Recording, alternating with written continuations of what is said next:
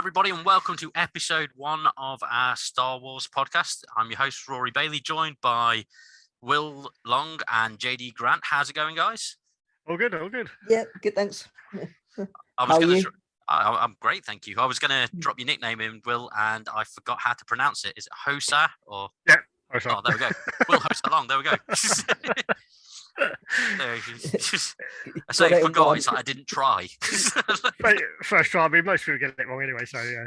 Yeah, this is it. So anyway, for the first episode, we've got a general subject of, what got us into the franchise and that sort of thing, but also we're going to be slightly topical because we've got the wonderfulness of Obi-Wan, which is now rolling out every week, and it's been fantastic so far. So, guys, what are your first thoughts? Fantastic. Yeah, fantastic. Just really solid storytelling. I kind of like the first 3 episodes were like just incredible. I kind of thought the 4th one wasn't as strong, but still really good. I kind of felt like it was a bit predictable compared to like the other 3, but but like I still really enjoyed it, and like I liked I'm enjoying where it's going, and and I like the characters a lot in it, so yeah. Fair enough. I slightly disagree. I mean, I thought the last one was really good. I understand, yeah, it was predictable. I can agree with that, but I mean, come on, lightsaber. He's got to be Yeah. fair. That's the thing. I think they can't kill Leia. Yeah, I think kind of what I mean by predictable is like kind of like I'm spoiling it slightly, but kind of like that whole kind of. Oh yeah, spoiler alert to anyone watching this that hasn't seen Yeah, Obi-Wan. yeah. So Turn off mute now. Yeah. Spoiler, yeah. Far enough in that we've got the view count on YouTube for you checking it out, so that's fine. Yeah. So like spoilers, like I kind of feel like why I feel like it is predictable is kind of like that whole thing about like the tracker on the thing. Like I kind of feel like that gets done in like every show, and like that's kind of, but like it wasn't like a huge like bad thing for me, because it like I get that like you have to progress the story. It's just kind of like I felt like they could have done it in like a way that was like different, like I kind of thought it was like a nice little nod to the New Hope. Yeah, I thought it was a nice little nod to that. There was lots of things I liked about that, the latest episode, specifically I mean the setting, because I love Jedi Fallen Order and everything, and you get that whole like end sequence of trying to escape the Inquisitor's base and stuff, and then now like we're just letting you know, guys, that we thought that was amazing, so we're putting it in a show. And you see, I didn't know that was in the game because I've not played Fallen Order. I'm not like I'm only like a Star Wars fan, like kind of getting more and more into it like recently, if that makes sense. So like just like because I asked my friend about it, he said it's like a big location in the games, and like the fact that it's used in the series is actually really good, because like I saw something recently that like all of the stuff now Star Wars related is going to include more stuff from the games, which is like really interesting. They've actually said that the games are now canon. Yeah.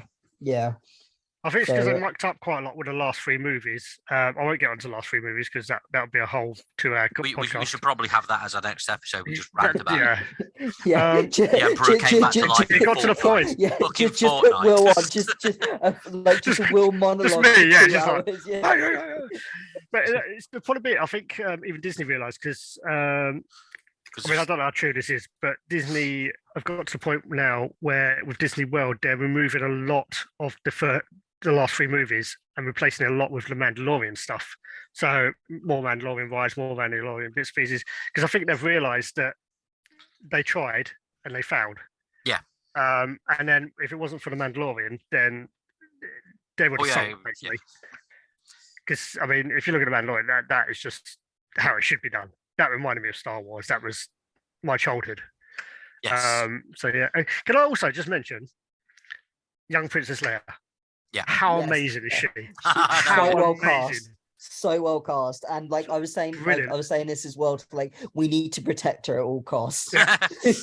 Like she's just so like wonderfully snarky, just like fully like embodies like not only like Leia but like Carrie Fisher as well. Yeah, you can see Carrie Fisher in her. Yeah. It's fantastic. The casting, whoever done that casting, brilliant job, fantastic. Yeah. You know, keep it up, because that was fantastic. Just even the first 5-10 minutes of seeing her, I could see Carrie Fisher, I could see Princess Leia. Yeah, and it's fantastic, absolutely brilliant. Yeah, it's like the cheek structure and stuff like that as well. Yeah. It's like really, it is really like uncanny, to be fair. The mannerisms, everything, the way she talks, the way she walks, the way she does stuff, it just reminds me of Carrie Fisher so much. The only thing that's annoying, which I'm assuming young Leia's not going to find out that Ben is Obi-Wan. I'm just assuming they're going to keep that information from her. Yeah, well, he's never mentioned it, has he? He's just he's someone just been that's called Ben all the way through it. Yeah, bring her back. They can't really, can they? Because otherwise it's going to make because like it kind of messes up like that continuity, doesn't it? So it's just kind of, unless kind of, you know, like that Leia like deliberately like keeps that information to herself for some reason. I don't think it'd fit in, because I don't know. Yeah. I'm hoping they do it to the point where all she knows is it's someone that's come to rescue her, and that's it. Yeah, that's sort of how that's the impression you get from A New Hope, is that because the message is, oh yeah, you served with my father during the Clone Wars and all this sort of stuff, and it's like it could have been. You remember when you saved me from the Inquisitors and shit? Come on, do it again. That's because you know what I mean? It just sort of changes the whole dynamic if she finds out that he's Obi-Wan. Yeah. Whereas so far she's just been calling him Ben. Yeah. So and so's everyone else around them as well. So hopefully, you know, around them when Leia's present, because obviously the third sister and Darth Vader have referred to him as Obi-Wan and stuff. But Leia's already ran off at that point, and they've said, go get on the ship or run down that tunnel or whatever. And, yeah. So I wasn't convinced by the third sister. For the first 2 episodes, I was like, bit of a weak character, but she has grown on me a lot. The last episodes, she's grown on me a lot, definitely. Yeah, I feel like she's the most interesting Inquisitor character in this show. I'm not saying like any other like media, because I understand that like the Inquisitors are more developed in those shows, but like I'm saying, just kind of like purely in this show, she seems like to have the most like she has the most growth. She had the most growth in it, because when she first turned out, I was like, okay, a bit of a throwaway character, but she has grown quite a lot through the show. I'm quite happy with that, because I was hoping that it wasn't going to be like another throwaway character. I kind of, I don't really care about her, but she has grown on a lot, and I do actually think she's going to come into her own. I think she's definitely coming into her own. I think the one he plays is fantastic. Yeah, I genuinely mean that, and not because of like all the, because she has been getting like some stuff recently, which is wrong. But like I think she was a good choice to play that character. You know, I've not got an issue with the actress, because I think the actress is fantastic. I just thought it was quite badly written for her. It seemed like there's too desperate to get the point across that she's not liked and she's not fitting in. I think they kind of rushed it in the first couple of episodes, where it's like, I know what you mean, because it's like you're supposed to buy her as like the meanest of them, and there's no real reason why. Just over there. Because like all we really know is like she has beef with Obi-Wan. She knows that Anakin is Darth Vader, which is interesting enough on its own. I'm hoping she's a youngling. I think so. You know, I hope she's one of the younglings that didn't die during Order 66.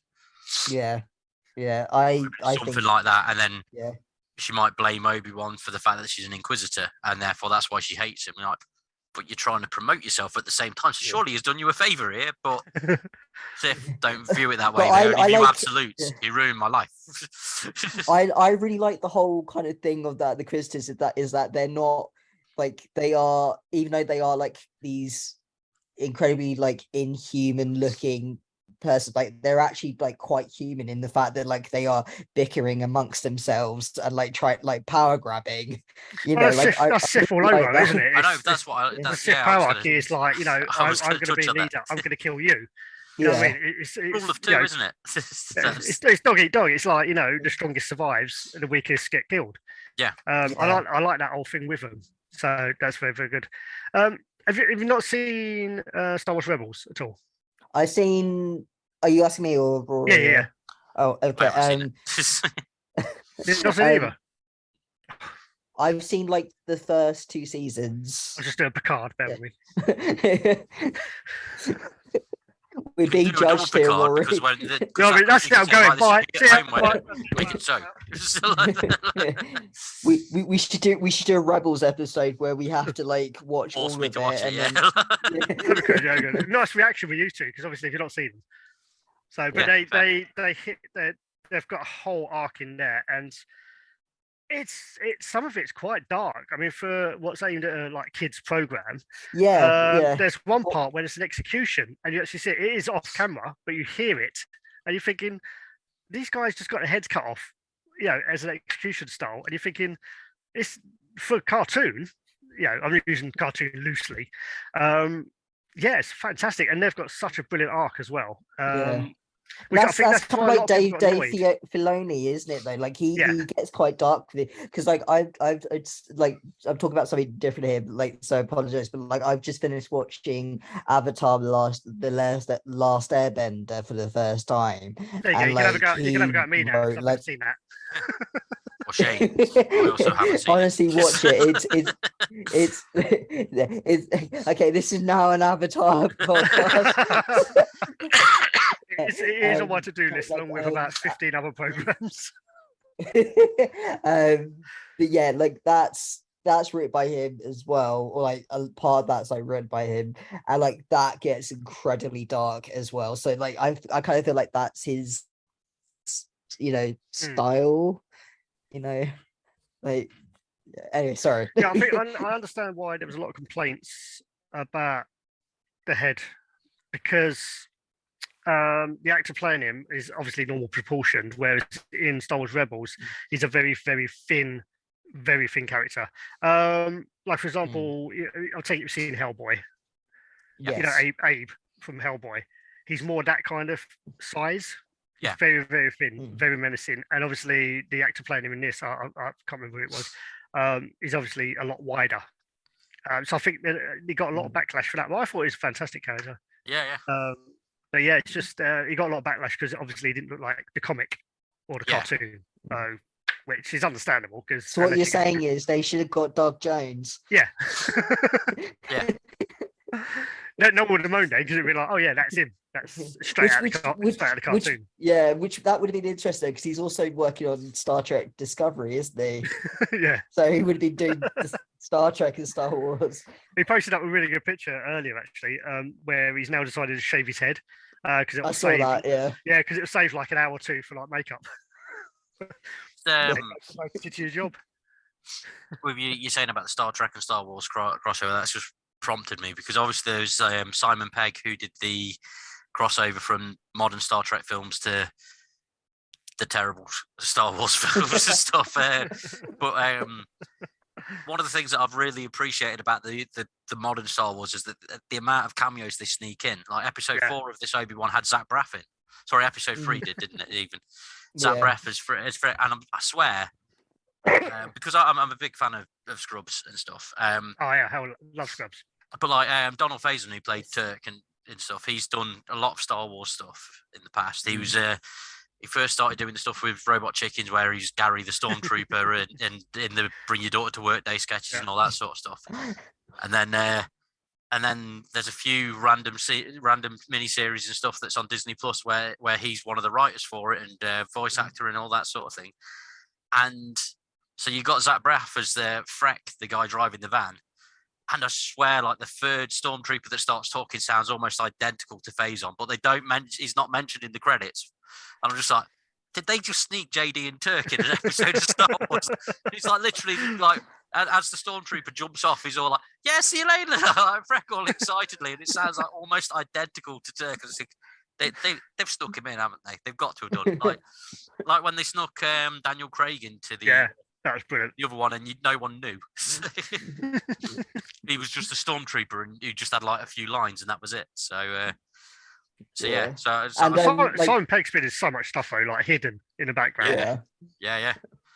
I mean, one of my favorite, this started off as a gripe and then became something awesome. Was I was a big fan of the Boys comic book series, and Huey's likeness in the comics was based on Simon Pegg. And obviously, because of like time passing and stuff, when they finally got around to doing that, Simon Pegg's a bit old. So when the first cast pictures came out, I was like, yeah, I'm not interested. That's not Simon Pegg. Don't care. So I missed out on the Boys by about 6 months. And then someone was like, you do. And I was saying this to someone who went, yeah, but they put Simon Pegg in as Huey's dad. I was like, right, I'm on board again. Sad. Yeah. also on my watch list. Yeah.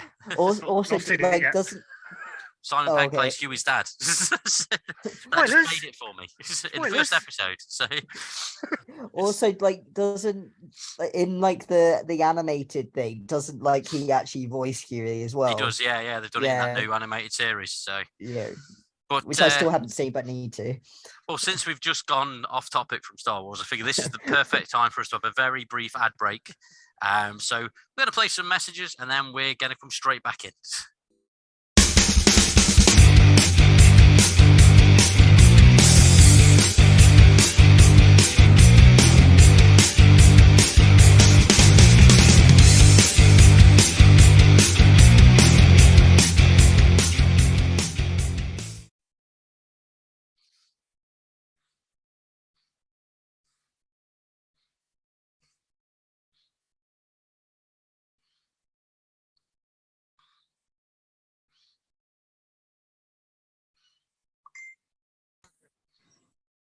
Hello, I'm back. Oh, do. Long time no speak. It's already automatically. I like you've added the extra alien in the background. Is that to see if he notices? This is Bob. Is that 3D printed? No, this is a limited edition, 1 in 10,000 or something. Oh, nice. And you know what? I was going to do an intro to come back from the ad break, but you know what? I'm quite enjoying our little chat about your alien. So we're back. How's it going? Hope you all like enjoyed those messages for some services and/or products. What a live one! That is awesome. Oh dear, it's all fully posable. Oh, very good. Anyway, Star Wars. I know, but this is it. Just got distracted by how posable that thing is. It's missing the injector though. Yeah. Well, it's the only way to keep them safe. Well, yeah. To be fair, it's been neutered, so you got no danger from it. Oh dear. Anyway, where were we? Obi-Wan. Well, yeah. So hey, you invited me. It's your own fault. Yeah. So yeah, we were saying about the 4th episode and general predictability for stuff, but obviously there's going to be a lot of predictability on account of they've got to get all the ducks in a row, haven't they, ready for A New Hope, depending on what they're doing, if they're doing a sequel to this season. I wasn't paying attention, sorry. That's all right, man, don't worry. This was mainly for the benefit of the listeners or viewers or whatever. Right, do carry on, sorry. Doing a summary, just in case. Not that they join us midway, because who does that on a I thought we've lost JD. It's gone. Sorry, just out the corner of my eye, I just see you just go. With his little speeder. So. I've Sorry. got loads here. Oh, nice. Every so often we're going to be like one's going to prove like there's a green light and they can finally go through. That would be awesome. Oh dear. Oh dear. So Obi-Wan. Yes. Sorry. So you know, we've talked about what we've seen so far. Briefly. You're losing control, man. Come on. Yeah. So we may as well talk. We've got 2 episodes left of it, so we may as well talk about what we want to see. Are we unanimous in thinking we need to see Liam Neeson turn up as a Force ghost? Oh, hell yeah. Yeah, I think I don't know. I don't think we've I don't think we have to. I think we more have to kind of see like Anakin. Because I don't think we've seen enough of we've obviously seen like Darth Vader. Yeah. But we haven't seen like Anakin, and there was like that little bit where you see him in the desert. Yeah, where his mind's playing tricks on him. Yeah, and I kind of feel like I know what you mean. They made a massive deal about Hayden Christensen coming back to play Anakin, and it's just like just like that. yeah, and it's just like I feel like if they were going to bring somebody in, like it would be him. But like it would be cool to see Liam Neeson, So I want to see him, but I want to see him when Obi-Wan's at his lowest of the low, when he's got nothing left. Yeah, that's when I want to see him. I want to see him come in. Like Obi-Wan was doing with Luke. Yeah, exactly. Like Luke on Hoth. Yeah. I want to see it at that point. I want to see him, the lowest low, can't do anything else. That's it. I'm done. Obi-Wan's Force Ghost was kind of a dick to Luke, to be fair, as well. It's just like, only turned up when he was like, thought to like try. Didn't even give him like a motivation thing. He's like, you need to get up and fuck off to Dagobah, mate. But the next time he was like, Master Yoda, was Obi-Wan a lying bastard? Well, let him answer that. Yes. Also, we're completely ignoring the fact that Obi-Wan didn't tell Luke that Leia was his sister. Yeah, I know. As well, completely ignoring that. To be fair, maybe what we should see is what I want someone on the internet to do is get that scene where they kiss on Hoth and have Obi-Wan's Force Ghost walk in to check up on Luke and then be like, oh, fuck, and leave. That's what we want.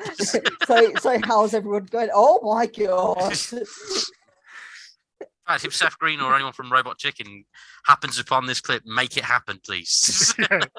Do it. Have you seen the Obi-Wan suffers for PTSD? Yes, I like that. That hits you in the feels. That's really well done. Yeah. Fantastically done.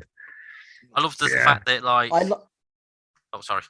No. You go ahead. I was just gonna say I like the fact that he's like that traumatized by everything that's happened, that he's like disconnected from the Force.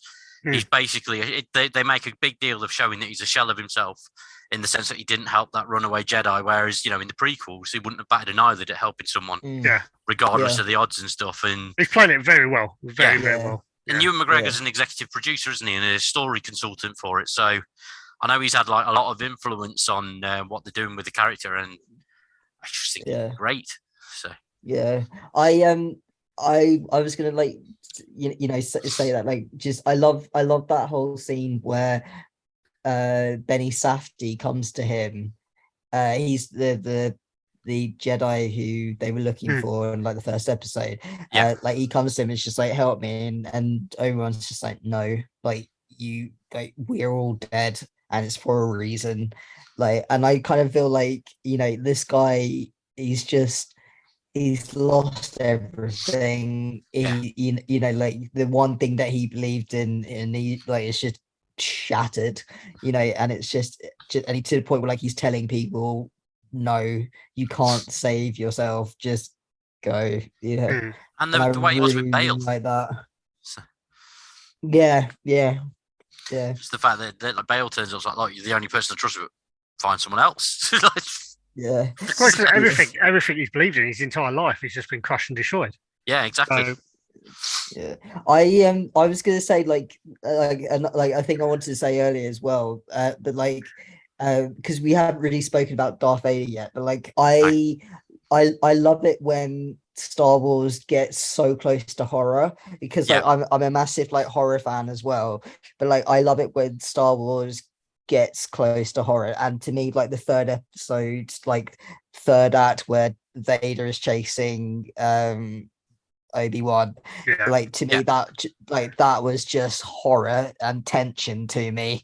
Just that whole kind of thing where they're fighting and it's not really fighting, it's more just they're he's being chased. He's pretty much playing with him. Yeah, and it's just you really feel his walls closing in.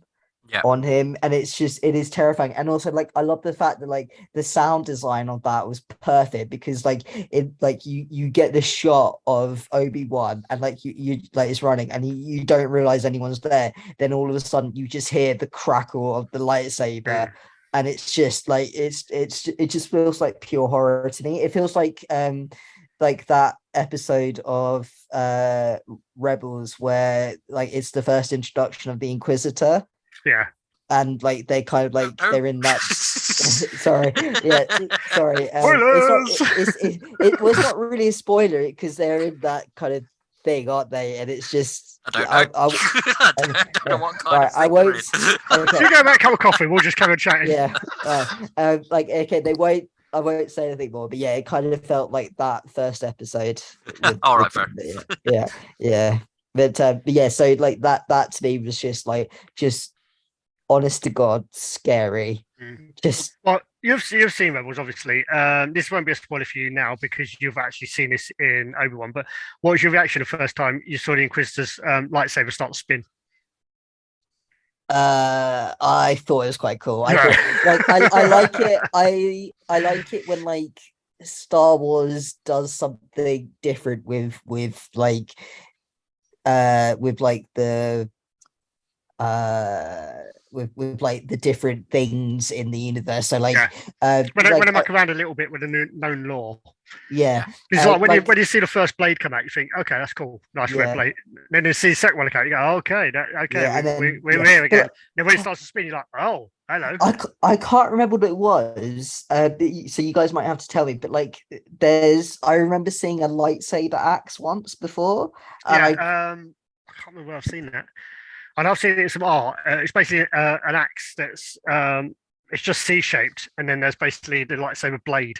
The axe itself. Yeah. I can't remember where I seen it before, but like I thought that was really cool. Maybe someone below, maybe someone can comment and say where it was. Yeah. If anyone watching this knows where that was, please put it in the comments. There was also the cheese knife that they used in Blue Harvest, the Family Guy special.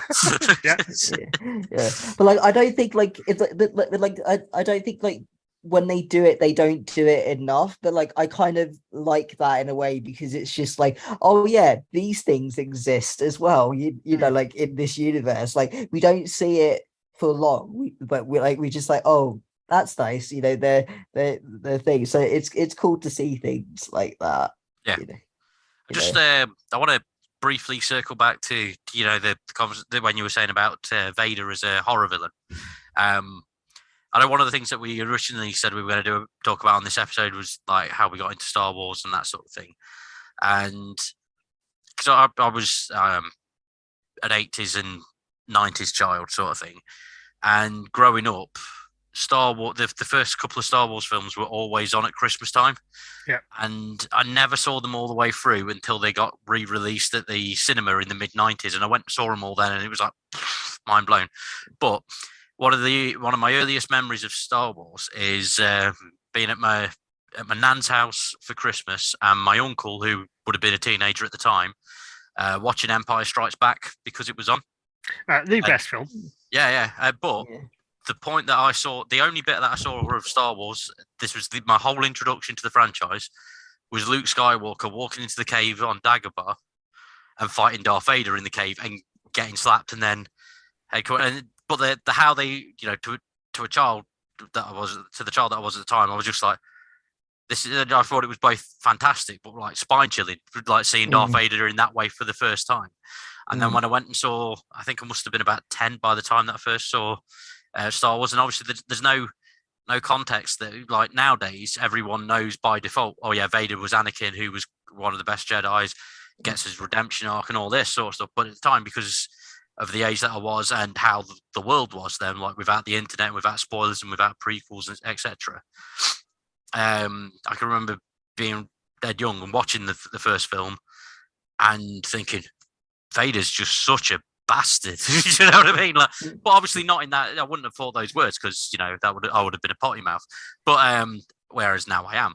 But it's one of those things where I can just remember how they actually presented him fully as a horror villain, but it's just the context of everything else that sort of makes you forget about that element to him. So I'm the same. it's I cool noticed when that they there's two different Vaders. Yeah. You've got the Vader that you see when you're younger, which is wow, this guy Yeah. is this guy is an evil dude. This man. And then when you watch it again when you're an adult, we feel this is a real sarcastic git. Yeah, It's like, it's like apology accepted. You're like you look at all the deaths that happen, and he's such a sarcastic sod. Oh yeah. There's a Fantastic. comment on everything, isn't there? Yeah. But it's like it's two different Vaders. He does have this kind of like weird humor to him sometimes when he speaks. It's almost like I don't know if this is like a good comparison, but like, like James Bonds that like have like the one-liners kind of thing. Yeah, where it's just like usually some form of innuendo where he's trying to like molest somebody or something, isn't it? Yeah, kind of, but like, but no, I wouldn't even say that. I would say kind of like, when he kills somebody and he's like, he makes like a quip about that. Yeah, I'm thinking more because I was brought up in the 80s. I'm a 70s child, early 70s. So that reminds me more of like, like the action hero, 80s action. Just face it, there's never ever freaking Arnie. We should do a podcast on this, to be fair, 80s action movies, because there's never ever going to be another era of action movies like the 80s ones. But that's the kind of thing. It's like, different. Blast from steam, so cool off, those kind of things. That's what it reminds me of, is the 80s action hero ones. Yeah. Because 80s action heroes and 70s martial art movies, you can't beat them. I mean, to be fair, you could throw Han Solo in with the mix there for your 80s action heroes with the quips and stuff, because he had loads of one-liners. The whole boring conversation anyway, all that sort of stuff. Also like the I love you, I know. Yeah. just stoic till the end. I still think the best thing would have been like in Return of the Jedi when Leia's doing the whole thing in the someone who loves you thing. If he'd just gone Chewie or something like that, that would have been perfect. That's all that he needed to do. That would have been so perfect. Just dress Chewie up as Princess Leia. I'm sure somewhere on the net, there's a picture of Chewbacca in that bikini. I can guarantee it. Yeah. Let me just find it for you. It's bad to be on 4chan, to be fair. 4chan's got that sort of stuff everywhere. You know what I mean? There's furries. There's was it Rule 66 or something? It's not until I watched Robot Chicken I didn't realise that Chewbacca was naked all this time. Is it? I watched. No, he's wearing a bandolier. Okay. I can remember having a bootleg video where it was the Star Wars holiday special and a load of other random bits on there. But it's that thing of all Chewbacca's family are wearing clothes, and he's not. He's just got a belt on. It's just like, it's just like everyone else is wearing clothes, Chewie. What are you doing? He likes to breathe. The man likes to breathe. Even his granddad, who was actively watching some form of like hollow space porn in that thing in front of all the little kids and stuff. You already got like that random blue dancing thing, lumpy or whatever. Established here is that what we've established here is that Chewbacca was a pervert from early on.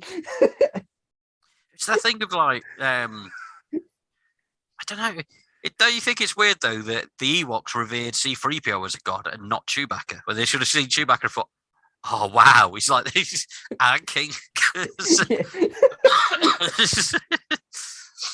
But because they were all naked as well, apart from like head shawls, so they just thought, you know what, we're letting that swing around, but I don't want it to rain on us.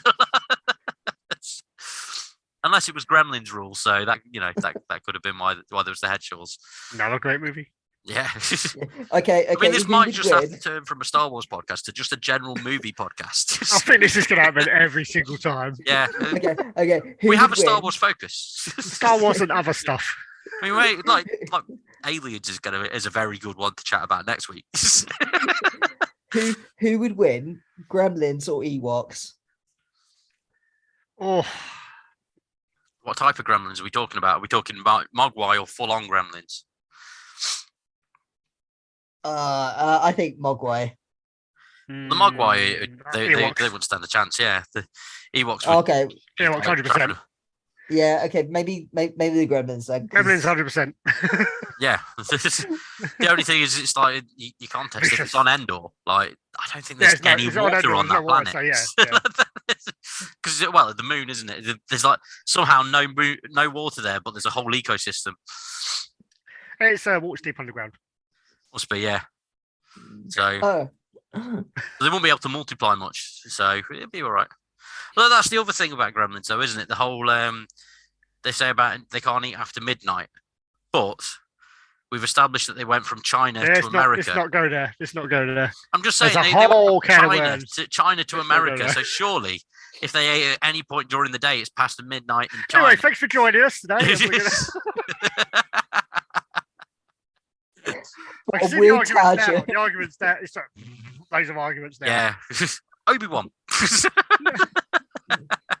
Yeah, no. So yeah, I'd like to see Liam Neeson pop in as Qui-Gon. I think that's what we were saying when the tangents first started. If I edit this and just have the Star Wars stuff, you know it's going to be 5 minutes long. Don't worry about it. We won't do that. Yeah, Liam Neeson appearing would be really nice. Has he been confirmed as showing up at some point? Has he been on the set or anything? But at the same time, you know what Disney like? They could potentially have him there without him being there. Yeah, because it's Force Ghost, they could literally use archive footage or whatever. Also, they've announced that he's going to be voicing Qui-Gon again in like an animated thing. So he's more than likely is going to turn up in this then if they've I think possibly, or you might just hear his voice. It might just hear his voice rather than a full on HoloNet. Yeah, but I definitely think we're going to see some more. It's like the end scene of Shazam where Superman came in, but they couldn't get Henry Cavill, so it's just Qui-Gon like that. Sorry, I know you were talking, JD. I just had to get that out there quickly. There is. Yeah, there is. Sorry if I've dethroned you, if I've like completely thrown you off there. Sorry, buddy. It's fine. But yeah, like I definitely think we're going to see more of Anakin. And I think we're going to see more of like Rayther. Luther's dead wife. Yes, that one. Yeah, like I think we're going to see more of that character and like why she's so pissed at Obi-Wan. So I don't know if we are going to see any more Anakin because there's not really much to tell for Anakin, is there? I mean, the early stuff is him going to the academy and training as a TIE fighter pilot because the only academy there was Imperial at the time. Yeah. But that's not until he's much older. So I don't know where they could take the story if they do. Yeah. Because I don't think he's going to get kidnapped or anything like that. So I don't know if they'll actually be able to make a story out of it. I don't know if there's enough stuff there to do. Do you think, like, in that case, do you think we're going to see like other Jedi because they've kind of hinted at like? I was expecting to see some frozen in the Inquisitor's lair. You know when it started going through and showed those people like just. Did you notice a librarian? Yes. Yeah, that was a nice nod. I did like that. There was ones that I recognised and stuff from various bits and pieces that I picked up, but I was expecting to see like loads of random Jedi in there and stuff like Kit Fisto and those sorts of characters. Yeah. But well, you wouldn't be able to see Kit Fisto. He'd blow up. Yeah, I know. But you know what I mean? Like that level of Jedi sort of thing. Although to be fair, they did actually massacre most of them in Revenge of the Sith. So do you know what would be like the ultimate? I don't know why I was expecting that. Do you know what would be like the ultimate like slap in the face if like in that scene if they had Mace Windu? Like because that would be like the whole kind of like he's definitively dead or captured or he's just they've got him. That's it. What were those? Or were they like just froze? Like is it some kind of like carbonate like a trophy room sort of thing? Are they actually dead or are they frozen? Or I thought they were dead, right? Or like that's I'm not sure. Because it could be like the same sort of thing like the Mandalorian where he's literally freezing every single person that he captures, isn't he? And then unfreezing the matter. So it could be that sort of jobby. It's a bit like force chambers where it's just null voice. So it's just basically they're in there, but they can't use force. They're just unconscious. And so I don't know. It didn't really explain it very well. I guess it might come up some point or maybe they release them all and then that's how they, Well, they're saying that. I guess they'd have to be dead. Otherwise, Obi-Wan might have tried to get them out.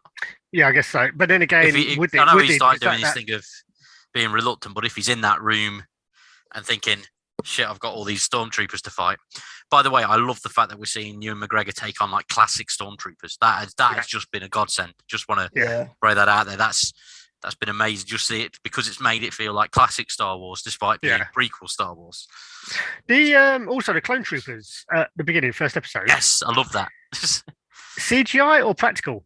Because it was damn good if it was CGI. Because they had that new scene, didn't they, with Order 66? Yeah.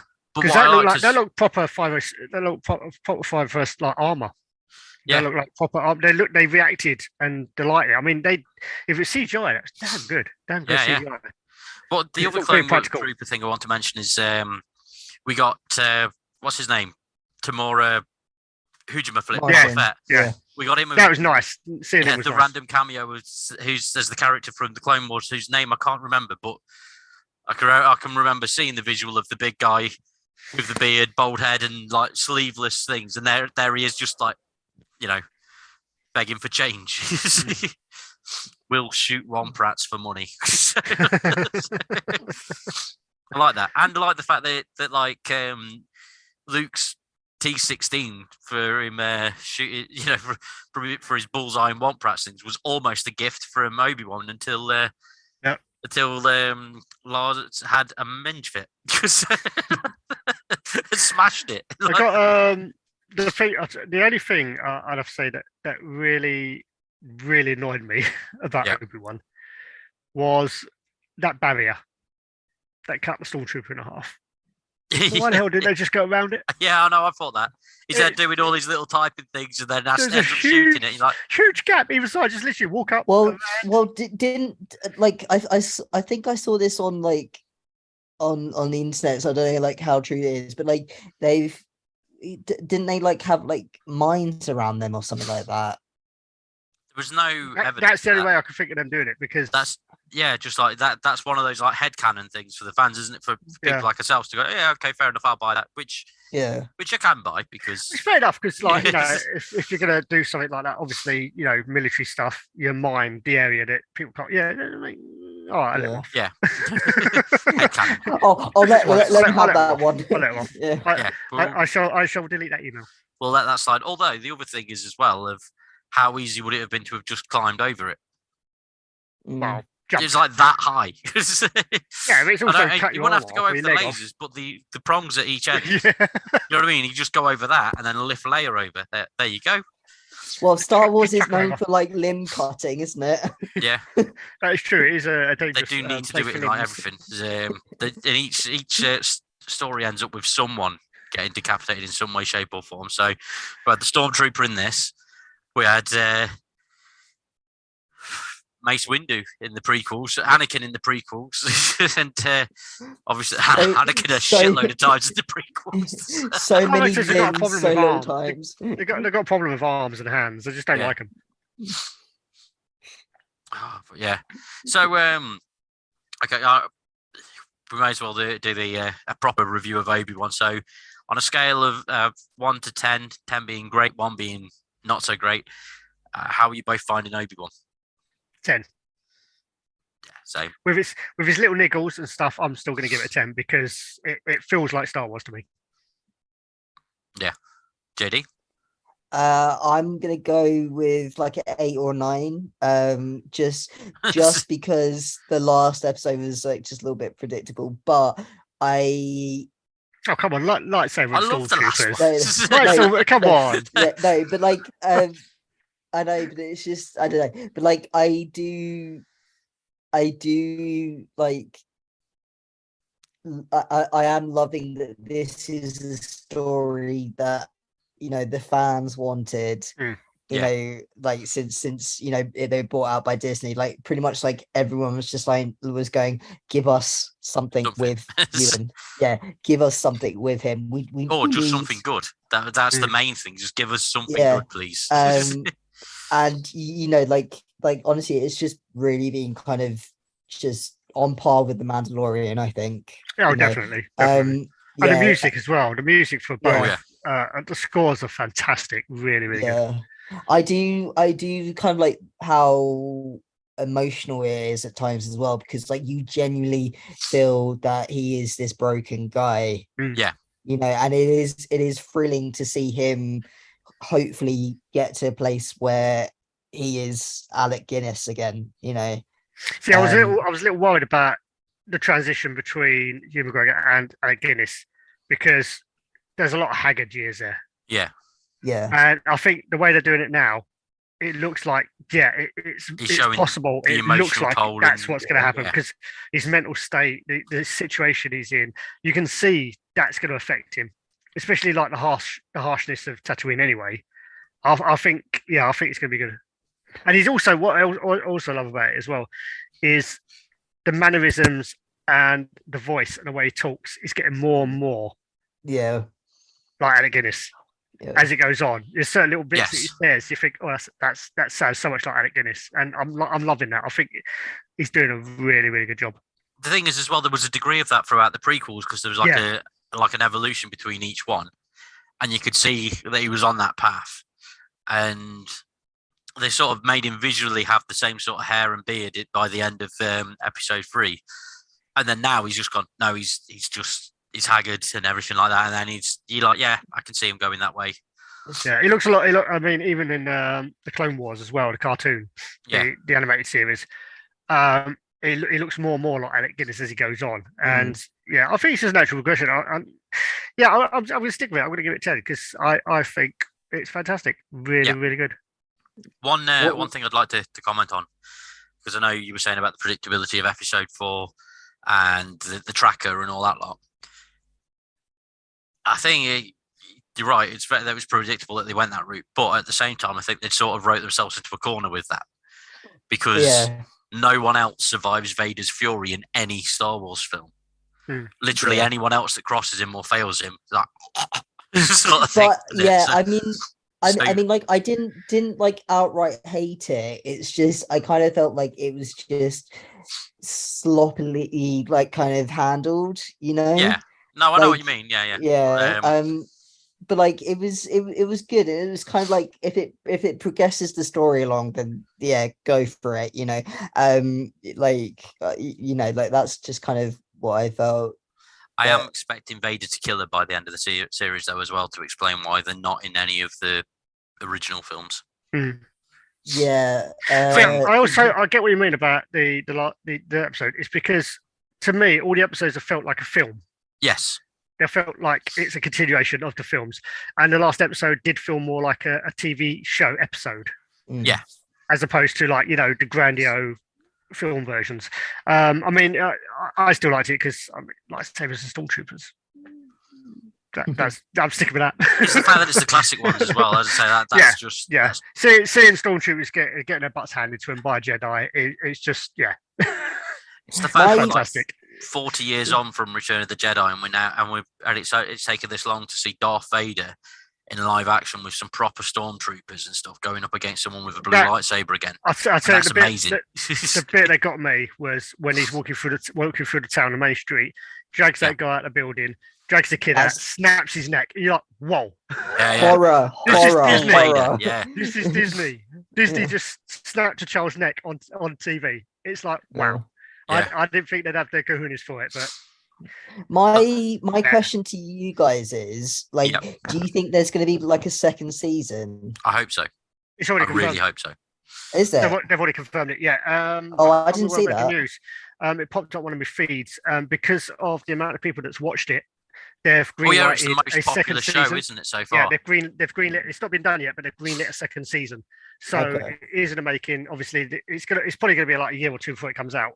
Yeah. But it has been greenlit because of the amount of people the amount of people watching it. It's just smashed records. So they're like, this we're going to make money. Yeah. Do you know what I'd like to see? And I don't think this would actually happen, but I think Disney have already built the way for this to happen. You know, we got that thing with the Emperor's just back in episode 9, and he's got all these vats of clones and stuff like that. And we've also had Attack of the Clones and all that shit where you like they're establishing that they can clone characters and bring them back at any point. Wouldn't it be great if they just went, fuck it, here's Vader again? Sort of thing. Episode 10. There's just a clone of him, but it's not any old Vader. It's Hayden Christensen without the suit because we've cloned him as a perfect specimen. But he also fucking loved that suit, so he's just wearing it regardless. doesn't need it, but he's just wearing it. Sod it. Why not? Pretty sure he didn't like that suit. No. I think that suit was more of a necessity. Yeah. It was literally a mobile iron lung. Yeah. Yeah. What was it? Was it the Robot Chicken where he's like, he's doing a. When he hits a button, it goes silent. It's like, you know. Yeah. That was great, to be fair. But anyway, what's your pick? What's your vote then? I just said a 10 as well. I just agreed with it straight away. So I didn't go into details. It's just you said 10. I was like, yeah, I agree. So yeah. So that's 10. You said 8, didn't you, Jamie? So I'm going to go 9. I think. Oh, okay. So our average is something like 9.75. Or 9.6 recurring, isn't it? 9.6. Yeah. So auto freeze. Yeah. So we'll just say, yeah, Obi-Wan was great so far. And next week, it's really nice to see Ewan back. Yes, definitely. Yeah, I think a big selling point was him, and I think just the fact he's being able to tell a story like this is great, Yes. It's like and like you were saying about the PTSD stuff, it's cool. The fact that he's reluctant to do any of the things that made him Obi-Wan, I think was brilliant as well. Like the second episode where he's on that. Where he's trying to find Leia, and he's got the room full of goons, and you're thinking, we know he took 2 lightsabers. Is he going to whoop them both out, or what's he going to do? And he just beat everyone up. He just walked on break punch. It's because he's a broken man. He doesn't want it. He doesn't want want to do it. I love that, and I love. I think it's only the fact that Anakin turned up. Yeah. It's the only reason that he turned up was the fact that he pulled a lightsaber back because he needed to defend himself. I think that's the only reason. I think if he hadn't turned up, I don't think we would have seen a lightsaber for 2 or 3 more episodes. No. And I think as well, one of the cool things is that obviously everyone knows that Alec Guinness versus Darth Vader in A New Hope is the most lackluster of all the lightsaber battles by default now, because they're just sort of jabbing at each other and. Yeah, come on, how old were they both? Yeah, I know. But I mean, now, because of how they're portraying Obi-Wan, and it's he's losing his connection to the Force. He's more of a blunt instrument when he's using his lightsaber and stuff. Now it's yeah, okay, fair enough. You can see it's the decline in him going to that, and it's they've purposely done that. And that's another reason why I think he's going to be speaking to the ghost, because he basically uses the same thing, just disappears, turns into spirit, and he hasn't learned that yet. And there's only one person he can learn that from. Yes. So it's got to happen at some point. Yeah, whether it happens between seasons or whether it happens next season, it's going to have to happen at some point, just for the continuity, because there's nowhere else he can learn that ability. Plus, the Force Ghost has to turn up, because otherwise it means that Yoda was a massive dick by saying. Go to Tatooine, you will. An old friend will communicate. Qui-Gon. That's 10 years of trying to. You know what I mean? He's sort of got to at this point. So we've established in this episode that Chewbacca was a pervert. Yeah, Yoda was a dick. Said, yeah. And Yoda's just an asshole. He was. I mean, to be fair, he was in the original trilogy as well, wasn't he? Luke Skywalker turns up, the first thing he does is hit him on the head. He's literally just beating him, isn't he, all the way through? And emasculating him for everything. He's like, oh yeah, that's too big. Fuck off, Luke, look. Do you know what I mean? He's like, what are you doing? Also, there is another. Says it to a ghost and not to Luke. By the way, we know about your sister, but we're not telling you. So need to know basis. Need to know basis. Yeah. And the fact that you didn't need to know. He's like R2D2 in the prequels, did all that stuff for both Yoda and Obi-Wan, and Yoda's just jabbing him with a stick. Yoda was an asshole. R2D2 basically it should have been the R2D2 saga. Yeah, so it should have. Because he basically, without him, that whole lot would have been screwed. Everything, even everything. The new stuff. Yeah. Do you know that was the map to Luke Skywalker was inside him? There's stuff when he chimes back on. R2D2 was the VP. He was basically the dude. Without R2D2, no, nothing. Forget it. Chewbacca doesn't deserve a medal. Well, he does deserve some trousers. That's why he didn't get the medal. Like, look, it won't. I can't walk around in just a belt and a medal, guys. But obviously, he said that, and we didn't know that because all he said on the screen was. If only I could talk. Which a lot of other Wookiees can. So it's got to just be a Chewbacca thing. But we'll wrap this up anyway. It's been a fun first episode. I've no idea what we're going to do next week. Probably talk about the next Obi-Wan or whatever, because there's going to be another episode. So yeah. If you want to hear us talk about anything particular, horror, sci-fi, fantasy, blah blah blah, whatever. Yeah. Just comment down below. Chuck some ideas at us. You never know. I'm sure we'll butcher whatever you want us to talk about. And obviously, if you've enjoyed it, please like and share the video. Make sure to subscribe to the channel and ring the little notification bell so that you can be told when we've got new stuff on. And if you're listening to us on Spotify, that's great. Find us on YouTube too. So yeah, right. Catch you guys later. Bye. And may the force be with you always. Unless you're Yoda, in which case Or Chewbacca. Chewbacca. He just spends 3 movies hanging dong.